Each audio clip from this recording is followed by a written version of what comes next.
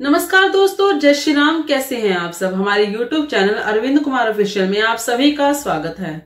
हमारे सनातन धर्म में जितने भी ग्रंथ पुस्तकें लिखे हुए हैं, जितने भी ज्ञान के भंडार हैं, उन सभी में एक बात बताई जाती है कि यदि आप परमात्मा से किसी का बुरा चाह रहे हो तो आप सोच भी मत लेना कि परमात्मा आपका साथ देंगे। कभी नहीं होता ऐसा कि अगर आप किसी का बुरा मांग रहे हैं तो प्रभु आपके साथ अच्छा करेंगे, बल्कि वो बुरे की जो दुआ आप मांगते हैं या उनसे वो चीज मांगते हैं ना, वो आप ही को लग जाती है। और यदि आपने गलत कर रखा है तो आपको आपके कर्मों का फल मिलेगा ही मिलेगा। खास तौर पे यदि आपने किसी भी महिला को, किसी बच्चे को, किसी ऐसे व्यक्ति को तंग किया है, परेशान किया है या मारा है जिसका कोई पाप नहीं था, जिसका कोई कसूर नहीं था, या जिसने हमेशा अच्छे कर्म किए, उसके ऊपर किया गया अत्याचार आपको सबसे पहले लगता है।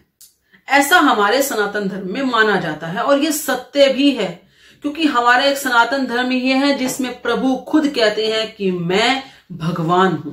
बाकी किसी भी पंथ के अंदर कोई भी अगर हो, वहां पर हमेशा उनको मैसेंजर ऑफ गॉड कहा गया है, वहां पर यह कहा गया है कि गॉड का बेटा है, इस तरह की बातें कही गई हैं। कहीं भी कोई भी ये नहीं कहता कि मैं भगवान हूं, लेकिन सिर्फ हमारे श्री कृष्ण कहते हैं कि हाँ, मैं भगवान हूं।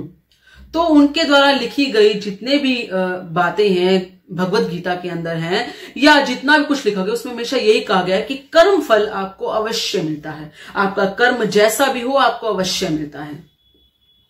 मैं ऐसा इसलिए कह रही हूं क्योंकि कहीं ना कहीं यदि आप किसी का बुरा चाह रहे हैं तो उसका कर्म आपको, फल जो है आपको भुगतना पड़ेगा।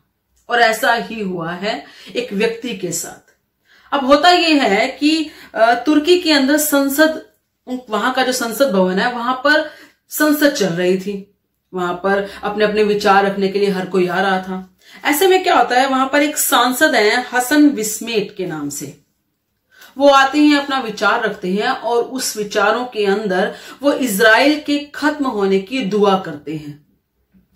वो अपने अल्लाह से, जिसको वो मानते हैं, उससे प्रार्थना करते हैं। जिस तरीके से उनको प्रार्थना करनी है उसी तरीके से प्रार्थना करते हैं कि इजराइल खत्म हो जाए, इजराइल ने जो किया है वो गलत किया है, वगैरह वगैरह। इजराइल की बुरी तरीके से बुराइयां करते हैं और उसको पूरी तरीके से सर्वनाश होने की दुआ मांगते हैं। ऐसे में वो दुआ अभी कर ही रहे हैं, अपनी बात खत्म की भी नहीं होती उन्होंने, और उनको वहीं पर दिल का दौरा पड़ जाता है और उनकी मृत्यु हो जाती है। अब इससे हम क्या कहेंगे?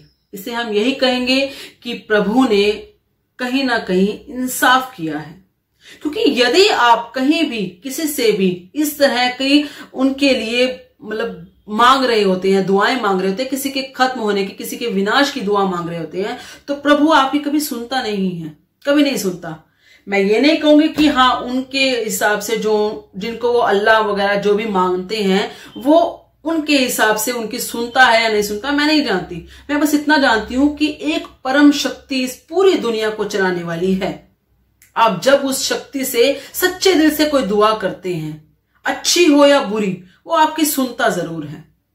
और जब वो सुनता है ना, अगर वो अच्छी होती है तो उसे भी भाग लगते हैं, लेकिन अगर वो बुरी होती है तो ये मत सोचिएगा कि वो बुरी उस व्यक्ति को लग जाएगी जिसके लिए आप मांग रहे हैं, वो आपको भी नुकसान पहुंचा सकती है। इसीलिए हो सकता है इनकी मृत्यु तभी हुई हो यदि आप इन्होंने सच्चे दिल से कुछ मांगा होगा। तो इसे संयोग ही कहेंगे या फिर कर्म कहेंगे, ये आपके ऊपर है। ये तो थे मेरे विचार। अब आपके क्या विचार हैं इस बारे में, कृपया करके अपने विचार कमेंट में जरूर बताइएगा। इस वीडियो को लाइक और शेयर जरूर कीजिएगा। धन्यवाद।